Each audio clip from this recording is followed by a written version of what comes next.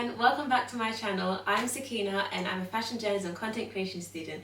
Today we are going to be doing episode 2 of Keeping Up for the Fashion Students. This episode is a little bit different to the last one. I'm going to be interviewing a graduate, so we're going to have a little taste of what life looks like after graduation. It's very important for not just me but for other people in final year to see what life looks like. I'm very excited that I'm going to have a new guest with us today, a CSM graduate this time. We're going away from LCF for a bit to get to know about the whole UAL fashion student experience, and you guys are going to really enjoy this episode. Let's get into it. Thank you for having me. I'm Aswan Magumbe. I graduated from CSM last year, so 2023 graduate, and have since been a freelance writer. Written for a few magazines, publications, worked a little bit across PR, and currently I'm graduate teaching assistant on the BA Fashion Journalism course at CSM, but was previously community coordinator at Thursday's Child Global and content media coordinator at Fashion Minority Report. Wow. So if you weren't here, what does your normal daily routine look like? So because I am freelance, my days are like 3 days a week, Monday to Wednesday, working full time. So actually my Fridays are supposed to be my chill day. But because I also write on the side, today would look a bit like prepping for any interviews that are coming up, which are coming up. They're all coming up like next week. Anything you want to let us know? Any little teasers? Well, I write, I'm very thankful that I get to write the Wonderland magazine. So working on their next issue now. Great. And do you want to give us a quick fit check for today? Fashion students, what are we wearing? This is a knitted kind of cropped sweater button up that my friend's boyfriend got for me, so very appreciative. JW Anderson, white tank. These jeans are from ASOS a few years ago because I'm a tall girl and like no one else really does tall jeans. And then my shoes are just the Adidas Wells Bonner SL72. I love the outfit. Thank We you. both went for wide leg jeans. We Like, did. literally my We favourite must. thing. We Yeah. must. I'm not quite ready for skinny jeans to come back. No, not either. So let's start talking about you as a fashion student. So before you became a fashion student, who was Aswan? Were you always a fashion girly? Who were you before CSM? Wow. Good question. Always been a fashion kid. My parents were both very fashionable and also very like musical, so I feel like wherever I was going it was headed that way. And at school had always been like really good at English. That was like one consistent thing throughout all of my education. So when I was around like 11 years old was when I started thinking actually about pursuing journalism. And by the time I'd reached secondary school, I was like, oh, I want to try fashion journalism. And I was looking at Condé Nast College for fashion journalism because that was like one of the few in London. And I'd known about CSM because we have family friends who attended back in the 80s, 90s, but never really thought that I could be a CSM student. So actually when the time came for me to do the university application process, I was looking at LCF. And then I was looking outside of London. I think I applied for Solent, Southampton, I think that's what it was, and University for Creative Arts in Ep.2, and then of course CSM. And really what it came down to was the interviews, and I really love UCA. I thought that was where I was headed, but CSM was the challenge. It was the one I didn't think I could be at. But why didn't you think you could? Just because of the stereotypes you hear about the school and the kind of the types of students that you see there. I didn't really feel like I fit into the kind of demographic of students that they had. Not a bad thing. Sometimes I personally put my comfort over good change, and so that was the beginning of making that step for good change. But yeah, I guess. Yeah, to answer your question, always been interested in fashion. More streetwear, less so now. Definitely massive sneakerhead. I think I was very much in the trainer zone. Yeah.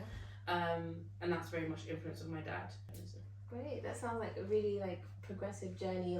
Finding about what you like doing, finding about yourself, and then finding the course that reflects that. Because loads of people, they would think of the course and be like, okay, how can I change myself? How can I make my skills fit that? But it's better when it's actually you, and then you match it up, because then it's more natural that way. Definitely. Yeah, so you're talking about like the CSM stereotype, and that's definitely a thing. There's like you see all the TikToks, the meme pages, same one with LCF2. So have you watched Victorious? Oh yes. How much is CSM like Victorious as an art school?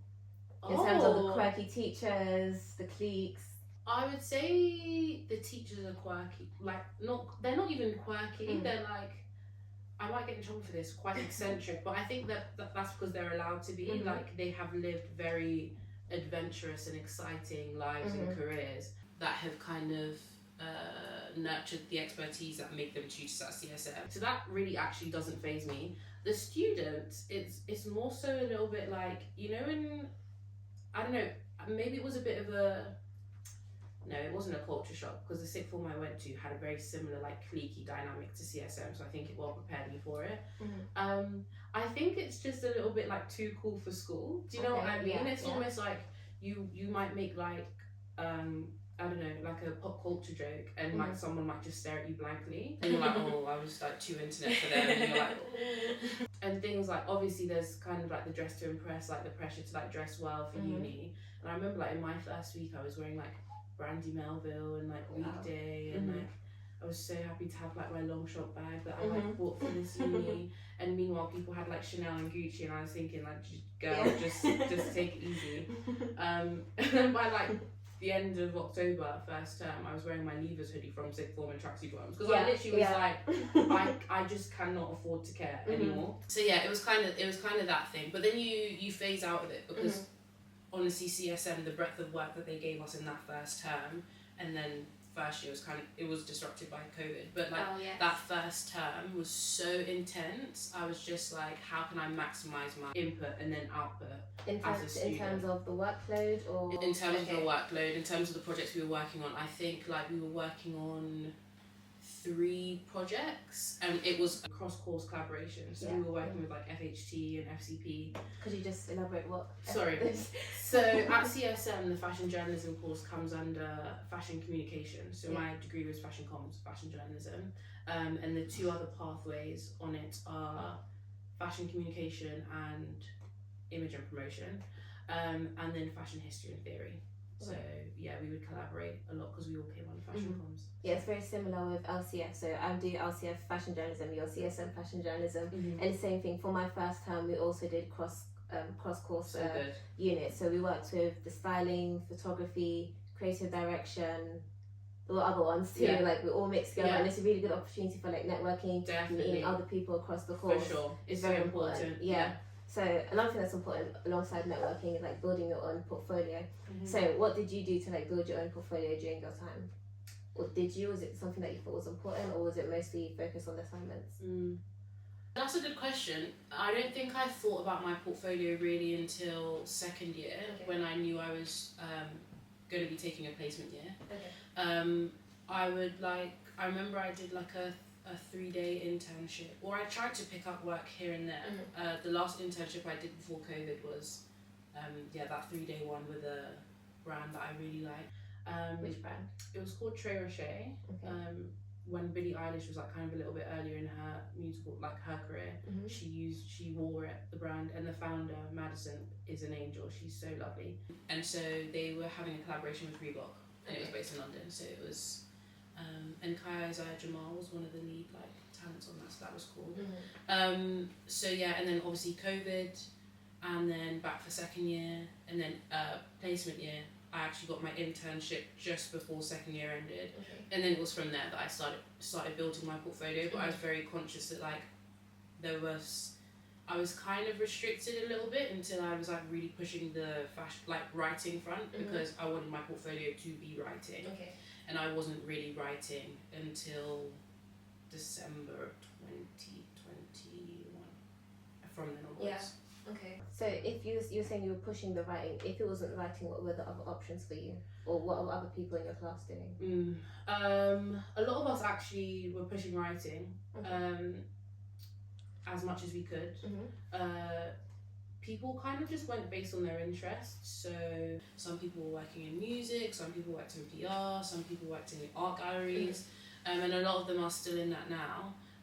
I did marketing and business development at Art Partner, and then for 6 months, which I got through my mentoring scheme, Mentoring Matters, and then for the rest of the year I was doing like styling assisting with Carlotta Constant. I as like the second, third assistant kind of vibe, and then did a little bit of PR, and then started really pushing the writing front because I needed to. So yeah. Very interesting. Great. So you did a lot of like work outside of the uni too, which is really important. So with the work in the actual uni, like your actual assignments, do you have any highlights from assignments that you remember, like any assignments so like, yeah, that really taught me a lot, or that showed me a lot about myself, either in a good or a bad way? I would say in second year is when that whole year was pretty much collaborative, honestly. Rarely worked independently, and I think we had like a far-fetched project with FCP.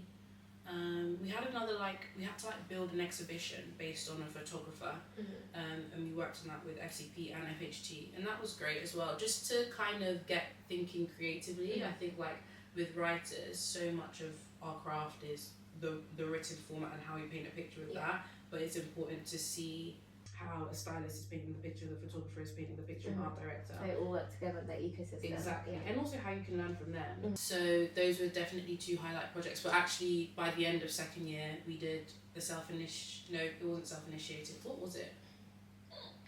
I can't remember. But it was a project where we basically had to. It was the shadowing project, and we had to shadow a final year designer, and write about a 1,200 word feature about them in the style of the New Yorker. And I really lucked out with my designer, Sally Corsi. He's still a friend to this day, and that was just such a strong, that was a turning point for me in terms of the writing that I really wanted to do within fashion and as a journalist. So yeah. You learning from a final year designer, that's really interesting to be able to speak to someone in their final year. And I think that's so important, and it's the reason also why I'm doing this, because it's so scary when you get to final year and it's not even about the assignment, it's what is life going to look like after that. For sure. But I think what the realization I had was, as I was saying before, was life doesn't end after uni. Uni was never the end destination, it's just the beginning. So we really should enjoy this final year. So doing things like this is my way of enjoying it, and really enjoying my final project and what I'll do for my final project. So I want to ask you, what did you do for your final project? How did you come up with those ideas? What was your thought process when choosing what you want to do? So again, I feel like I lucked out, because for my self-initiated project, which basically gives you a taster of the FMP in second year, I was ideating a platform or a magazine, print magazine at the time, called Blick magazine, so BLIQ. And I felt like after 2020, it was a turning point, I feel like, for a lot of people, a lot of students, and especially a lot of young black people and students. And I feel like I'd always kind of tried to sprinkle it into my academics whilst at CSM, but not that it wasn't fully embraced. I think rightfully so. My tutors were trying to make me see the bigger world and the bigger picture. However, it's really hard to escape that experience when that's your lived experience.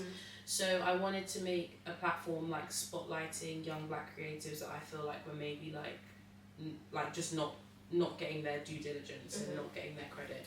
And took the word blick, which was a cuss word that was used for a lot of dark skinned black people, or actually come to find a lot of South Asian people as well, and turned it into something empowering. So if you were to split blick BLIQ, it would just be black intelligence, and then that way we are really celebrating the insane creativity and amazingness that's coming out of black creatives. That's amazing. And so then when I came back in my final year, there was a little bit of my tutors want to present for our showcase at the end of the year a diverse body of work from their students. And obviously with FJ, everyone kind of wants to do a print magazine. I did, until they were no, I think for your ideas and what you want to do, it's best on digital. And I was okay, cool.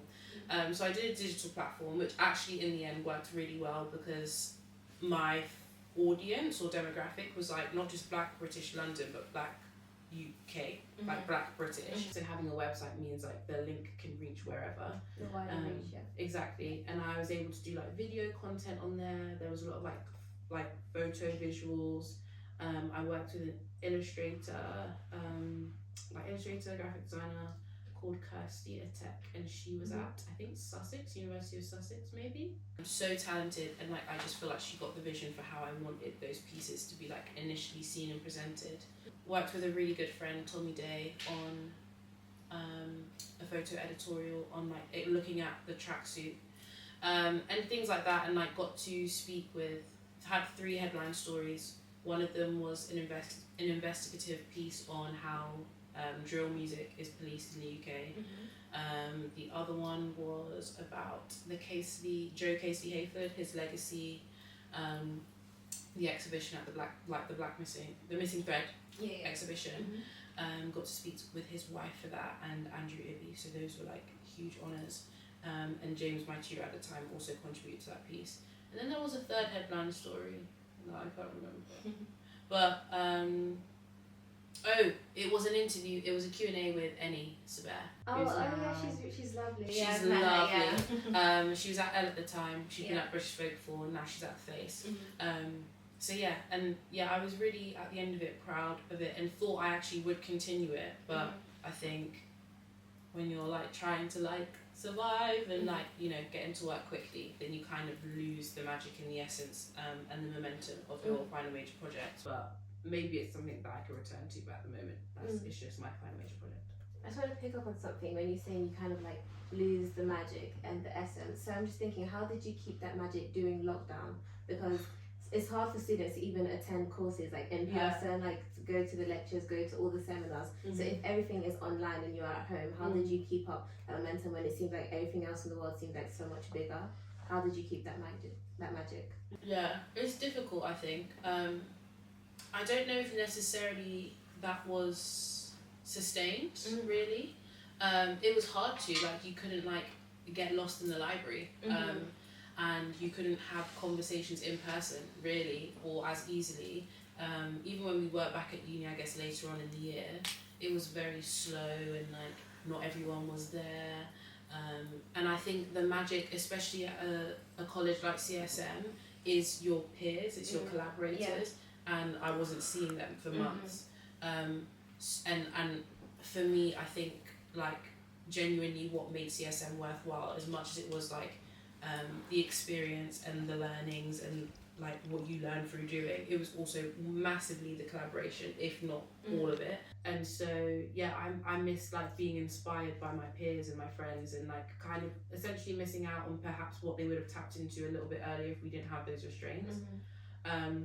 Nonetheless, I think everyone just like, it's annoying because it meant we kind of had to adapt to this like digital creative world, and like our research was online, and it was like, oh, I want to be in the library with the magazines, or I want to be like going into the stores touching the clothes. I remember my tutor was like frustrated that we couldn't go into stores, like go into retail and actually experience touching clothes because of all the parameters.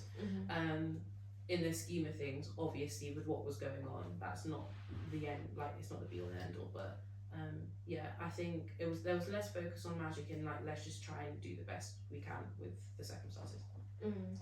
So do you think there's like anything that you learned from that experience, because like you were fully shut off from the world and you had to fully adapt and change how you thought your uni experience was going to be? Is there any lessons you learned from that you use in your life now?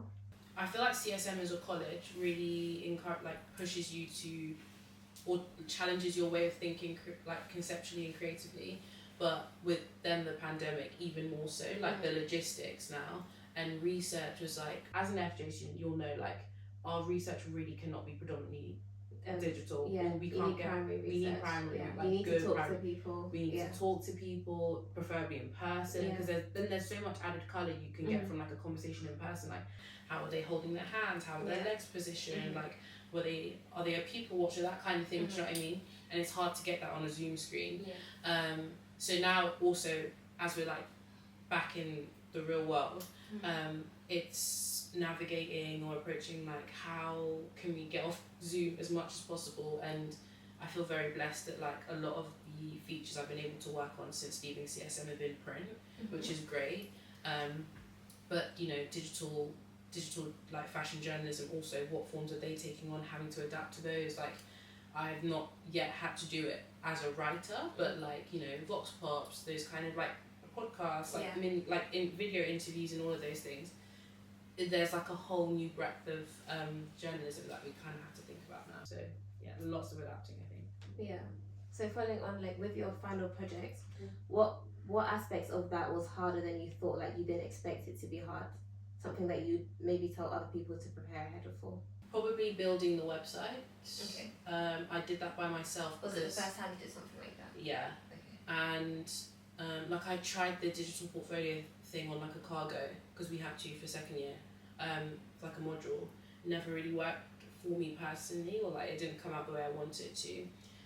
But yeah, to build a website from scratch, knowing the different headers it's gonna have, like the different sections, and like the navigation experience, how am I going to make this easy for users, and like there were audio elements, incorporating video, like how does this all look on there, how is the sound, there was so many like pieces, and then when you think you'd like covered it all, there was a bit more that came up that you had to tackle. SEO writing a little bit, like making sure I had the right buzzwords within my features but also across the website so that people would like see the work. Yeah.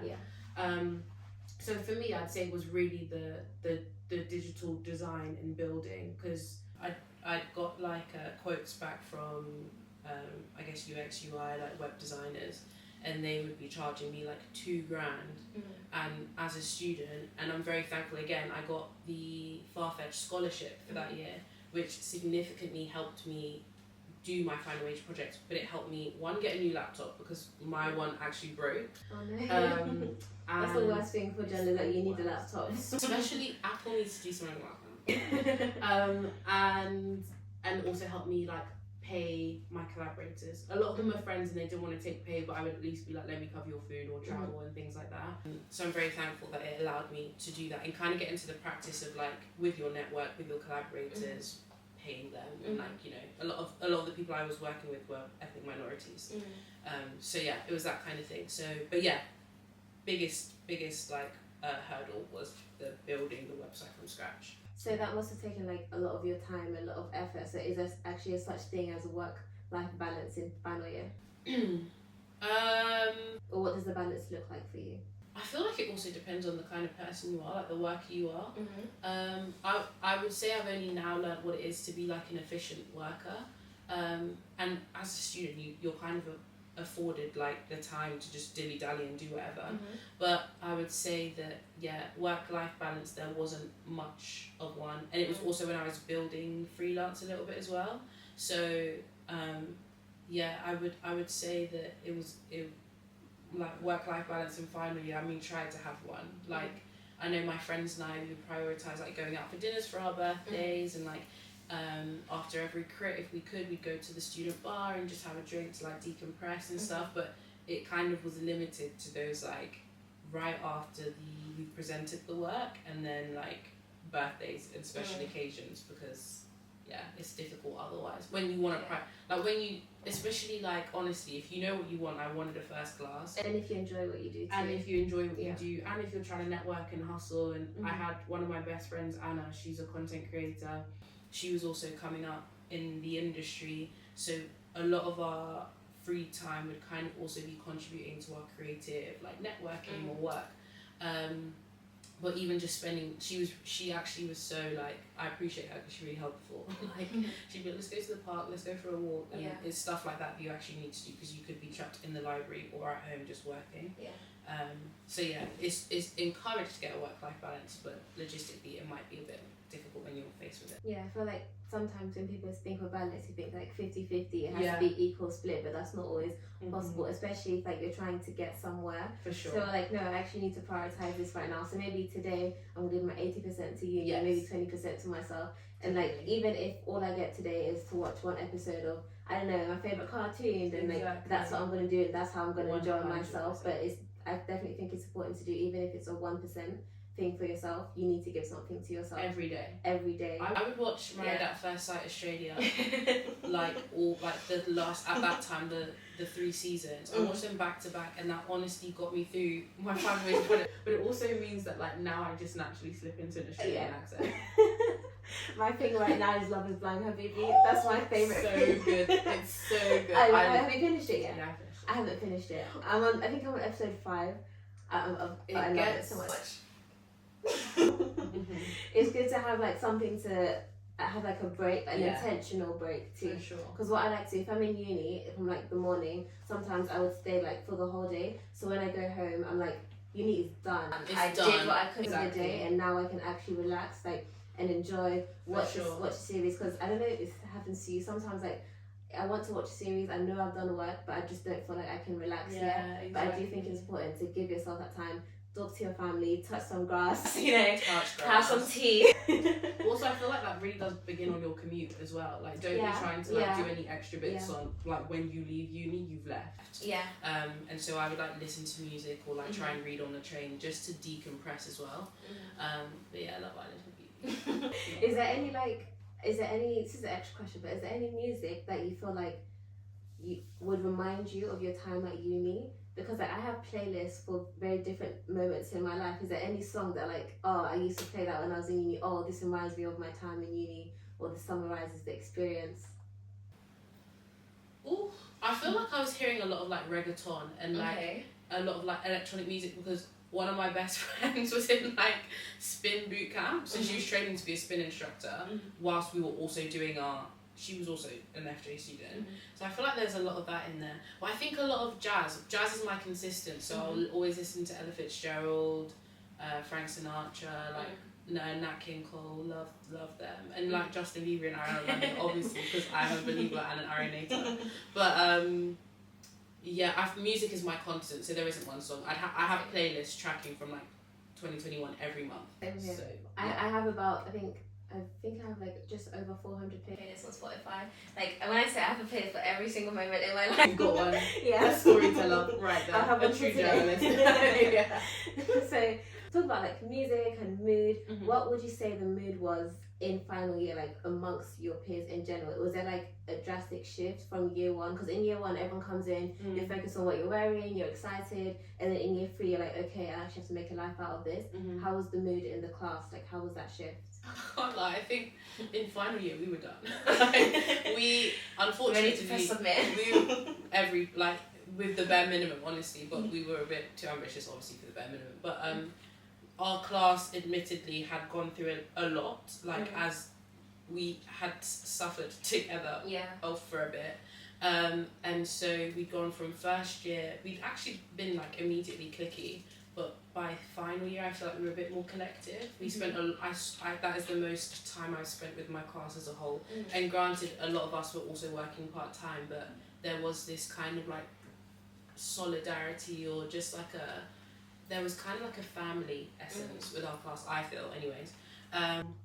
But yeah, I think it's always hard to adapt, less so from like first year to second year to final year, but we all took placement.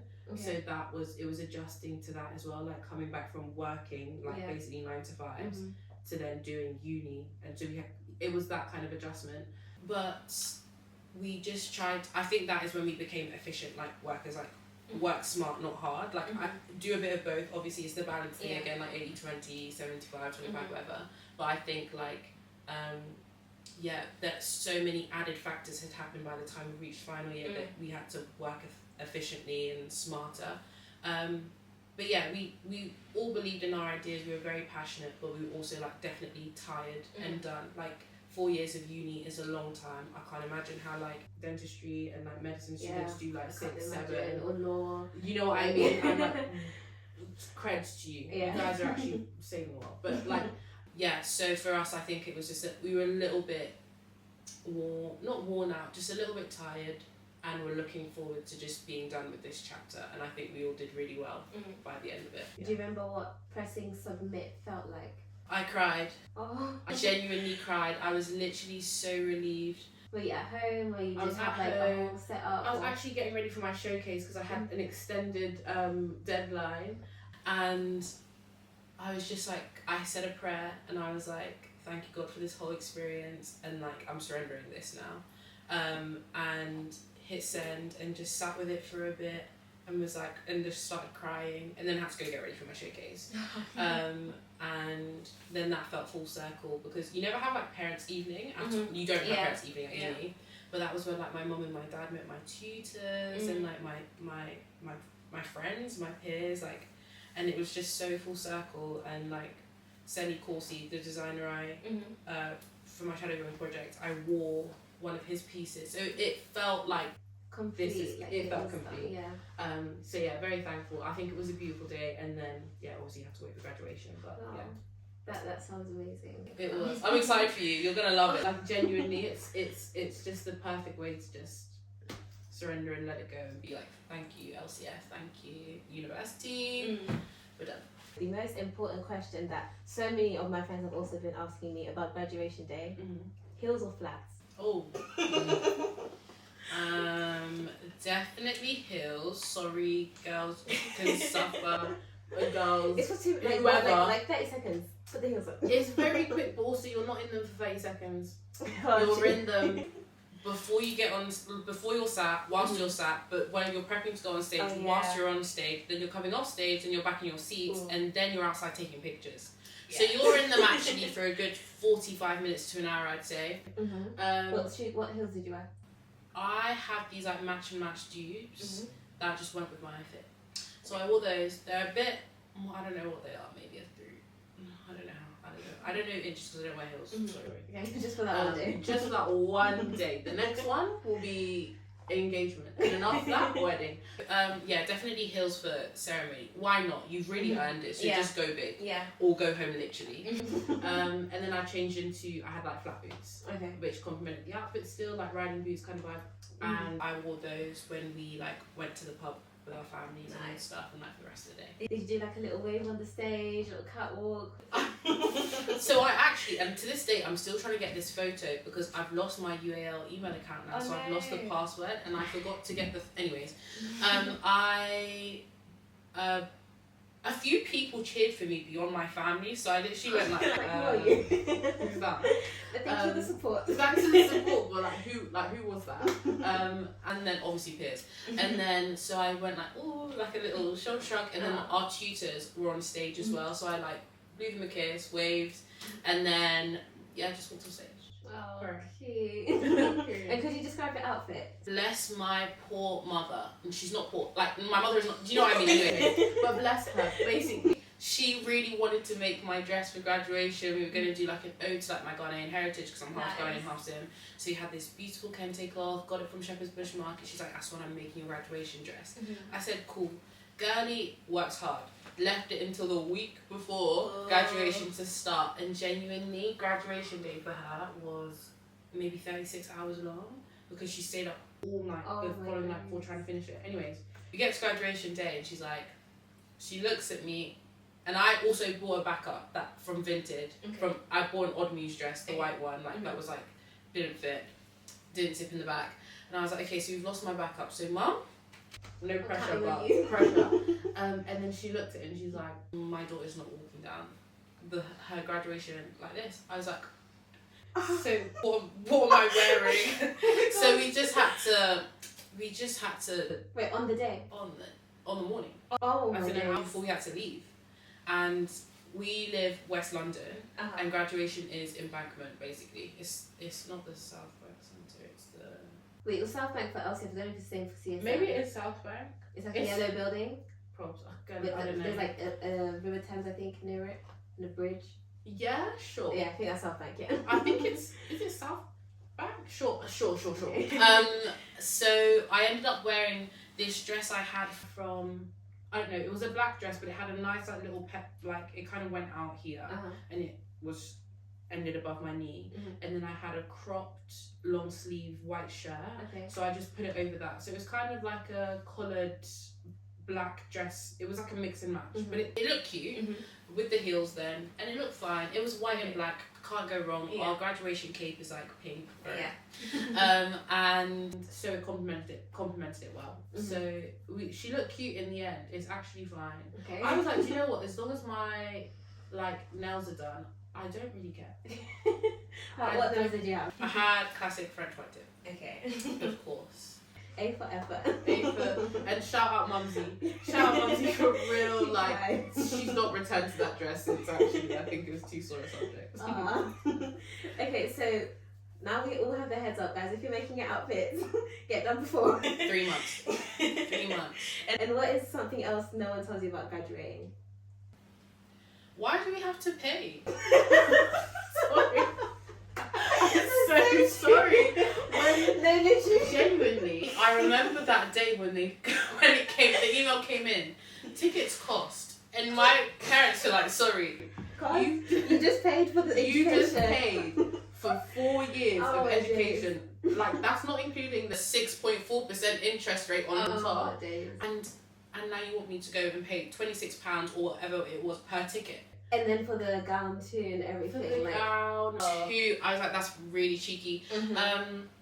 So yeah, luckily we are like a nuclear family of 4. Okay. So I think you were only allowed 3 extra tickets. Oh, that's what sweet. It was perfect. Yeah. Brother, mum, dad. But yeah, I was like, how cheeky that you have to pay. So you you have to tell parents in advance, whoever. Mm-hmm. Also, a lot of people have bigger families, and I would have loved for like my grandparents, my aunties to have been there. Mm-hmm. They can be there, just not in the hall while you graduate. Mm-hmm. So they can come with you to like, I guess, the South Bank Centre. Yeah.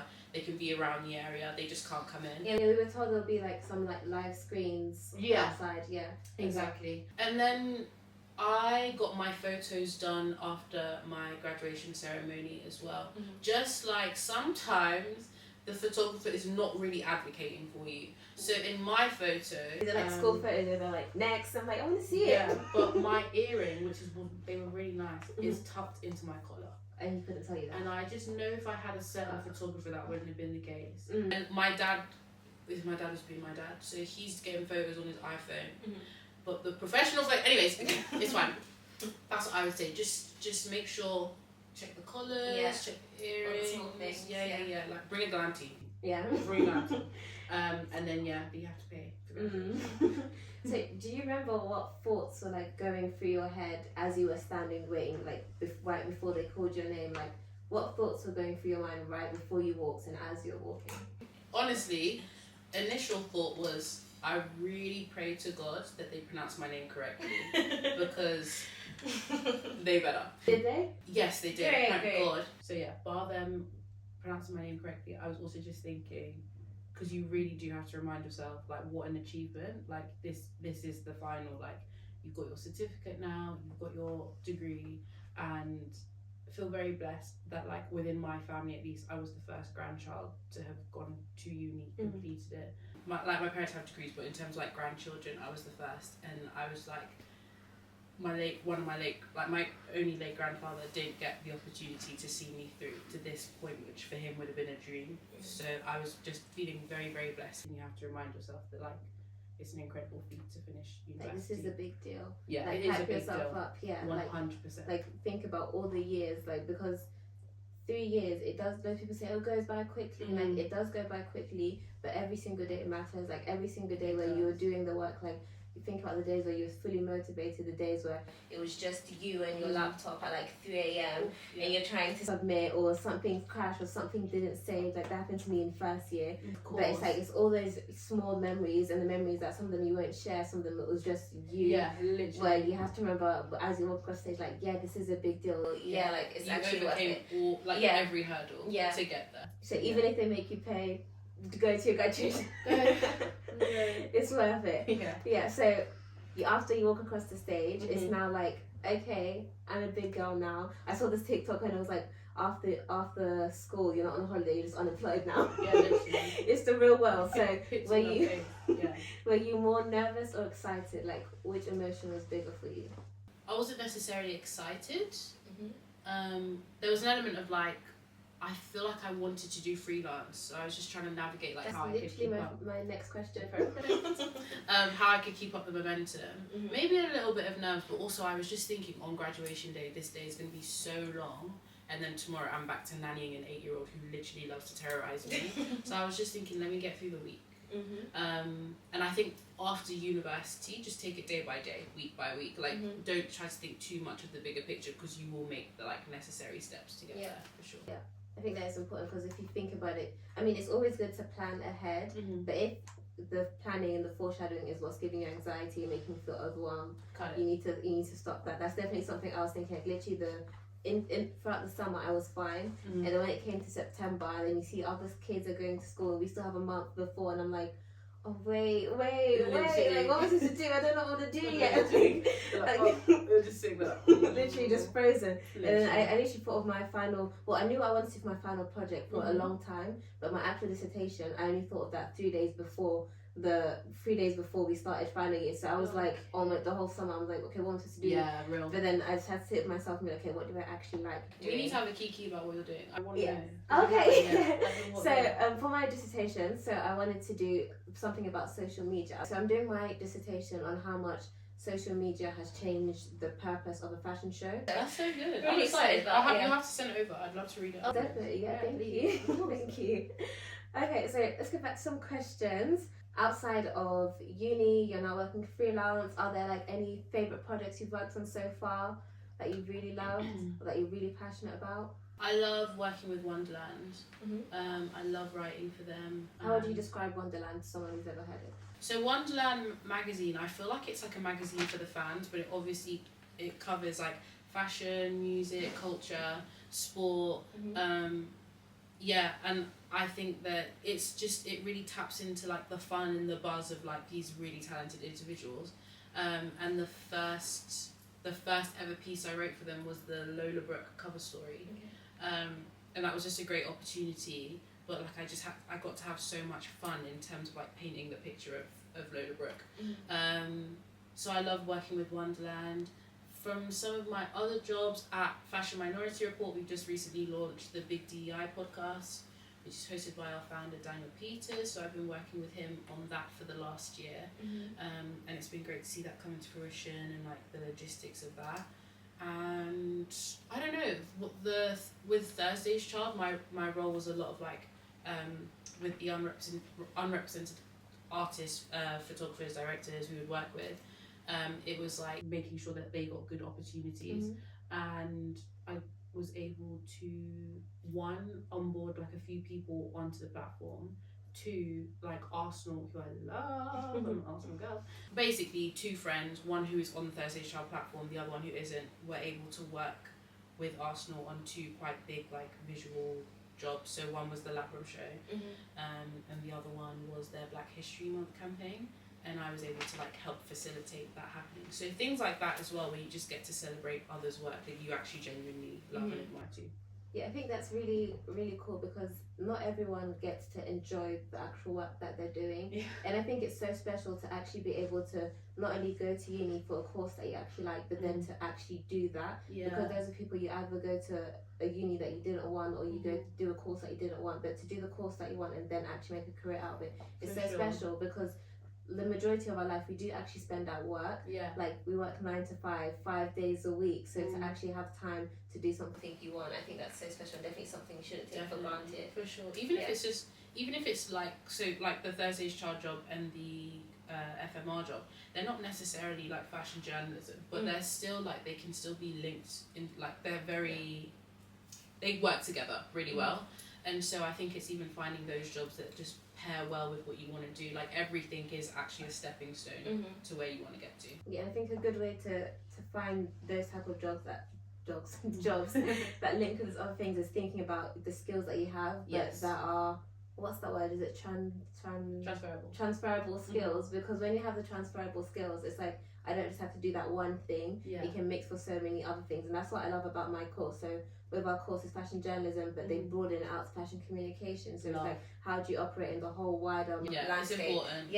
I don't even have to do fashion. I can do anything, because like my final actual project or the dissertation, I'm not doing it like as a fashion focus. I'm doing it more like creative industries and how people operate on the behind the scene jobs that no one knows about. So I think that's really good to like highlight your transferable skills. Definitely. Okay, so have your career aspirations changed from year 1? So when you came in year 1, what you thought you were going to do after, has that changed in any way, or is it still similar? Yeah, I think so. I think it will. I think I was like, I'm destined for Vogue. Same here. And love Vogue and respect its legacy and what it's like still continuing to do. I don't think it's the publication for me anymore, as in to be a part of, maybe. You've always got to be open with these things. But I think I like, and I always love fashion journalism. I think I'm just interested in the stories. Like, I feel like I'm a little bit more journalism focused than fashion journalism, and that's okay. I think the world around us, like, fashion is a very small part of it. There's a lot going on in the world, and I think I want to tell those bigger world stories, but also always creatively inclined. So I think like I'm quite content in pursuing ventures that would make me freelance or would turn into something where I'm working on it on myself. That's not necessarily a magazine publication, but has something to do with like comms and storytelling, and like working on like uplifting people and empowering like really good talents that we have. So I think that's more so where I'm heading. It's maybe a little bit more community focused, but still storytelling, and ultimate goal, which I don't think will ever change, is to be an author, like write a book. But actually these are nice. These are blessings to have in that field. What type of book? Like what would that book look like? I would love to do, I think, maybe like a little bit of a historical fiction. I've kind of started the idea a little bit, but like I feel like Zimbabwean or like British Zimbabwean people aren't really represented in like literature. You always hear like the Nigerian girl and like her Ghanaian boyfriend, but you don't really hear about any other like African cultures. It's always grouped together. It's always grouped, and it's usually West African. And like I am half, so I can't knock it, but also I like, it's an opportunity for me to tap deeper into that Southern African culture, which I really want to do, and like see where that is going. But yeah, so it will be fiction, but it will tie to like, I guess, like historical reality and stuff like that. But yeah, I think that's really cool how it's like you start with journalism and then you're progressing towards more of that author role, but it's I feel like it's still full circle and it's still all linked, because you're saying you knew you wanted to do journalism because you're always good at English, so it's all like everything working together, and then now you're wanting to like write a book, and when you write a book and you're saying you want to talk about the Zimbabwean culture that's just not represented, that's still a form of journalism, because journalism is using your power as a person, looking at where you are and telling the stories that you feel like needs to be shown more. So even if you're doing it through a fictional lens or through a historical lens, that's still you being that journalist, like on the inside, having that curiosity and telling other people, hey, you need to know about this, you need to read about this, people need to know more about people like me. 100. So I think it's also like reckoning with the fact that journalism, especially fashion creative journalism, is really like dire, and at the moment, that's not to scare anyone away, it's just a really like, it's a bit gloomy at the moment, and I like have been like, sometimes I don't even feel like I can call myself a journalist. I'm like, I have friends who are NCTJ accredited and are like at the BBC, and they're doing like the real work and the real stories. And not to say that ours aren't, but I just feel like it really is such a luxury to get to write the stories that I do. But it's not life changing, it's not game changing. But I just love storytelling. Like I just love to tell those stories, to be creative, to have those conversations. Like, and I think that's my focus, it's storytelling. So I'll say broadly I'm a writer, I'll say journalist because I kind of have to, but really, like, if I could just be known as a storyteller, then I think that's my primary goal. I think that's a really good way to look at it, especially because like loads of people, when you say, oh, I'm studying fashion or I'm working in fashion, they're like, is that a real job? Like, is that actually a real thing? Yes, like, it is. It's as important. Like, it makes so much money in the economy. Like, if you want to talk about it, like facts and figures, fashion is a big part of the economy, and there is money in there. Let's not negate it. Exactly, So now it is time for the final question, Aswan.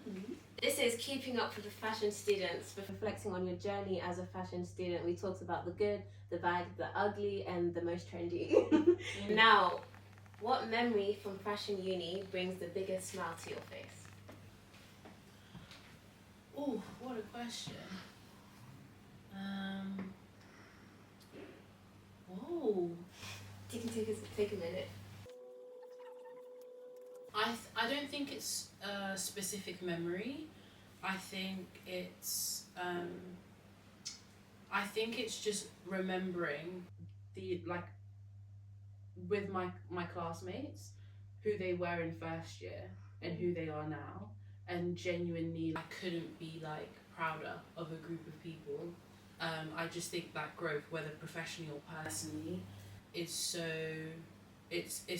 immense, and they're so committed to like we all are, but like working on ourselves. And I just think like whether they go on to become like notable alumni or not, they'll forever be notable to me, because I just think like they've just done incredible work. And yeah, I just think it was a real blessing, the class that I got to grow in CSM with.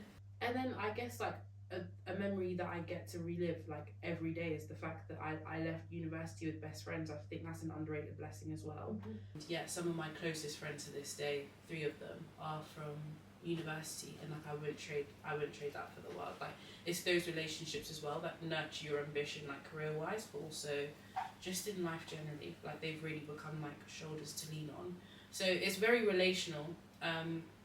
But yeah, all of my best memories have everything to do with like other people. Like we did great work, cool. Like, there are students who are gonna do greater work, but like it really is the people. And like, you can sometimes people aren't as blessed as like we are, or like I am. So yeah, I think it would be the people. Wow, yeah. That's such a nice way to end, because like me talking to you now, we literally met like that one time in an Insights event like a couple years ago. And now like you were just like in uni, and then you were doing Insights. I hadn't even started uni yet. It was the day before I was starting uni, and I was just like, oh hi, I'm doing fashion journalism too. We were talking about it like the reason why I picked LCA. And you were showing like your portfolio, and I had literally nothing because I hadn't even started the course yet. Literally. And now look at us. You brought in the things that you like showcase at your interview. The things I had done before. Which is also stuff for like a to be student. But yeah, look at us. Who would have thought? Who would have thought? Me.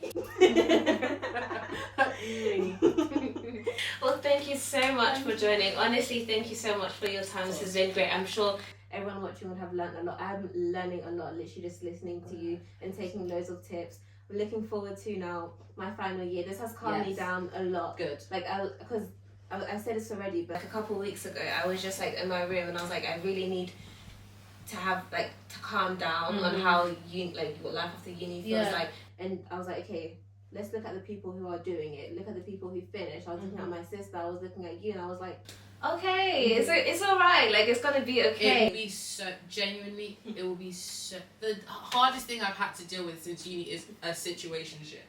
Like, it'll actually be so fine. Like, and also just you give yourself grace. Like, you will be you're a graduate for a little bit, you know, and and just embrace every opportunity that comes your way. And like, if you get a good 9-to-5 job, cool. If you have the opportunity to dabble in freelance a little bit, cool. Like, there are so many options and opportunities, and even if you don't reach like maybe what you think is close to where you ultimately want to be within the first year, that's actually so normal. Do you know what I mean? Like, nobody's a lawyer straight after uni. There's so many other factors you have to do and hurdles you have to cross.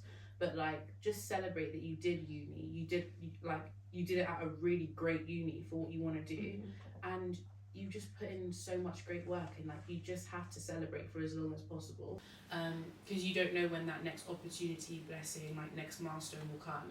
And if you don't celebrate like graduating now, then what next? You know, when will you celebrate? Exactly. But there's always things to celebrate, and always people rooting for you and advocating for you. So yeah, you just have to take it all in your stride and just celebrate the end of a chapter and look forward to the next. Thank you so much. And thank you all for watching today. This has been the second episode of Keeping Up with the Fashion Students. There will be many more episodes to come. Comment down below the best thing you've learned from listening to us today. Comment what you'd like to see next time, and subscribe for more. Bye.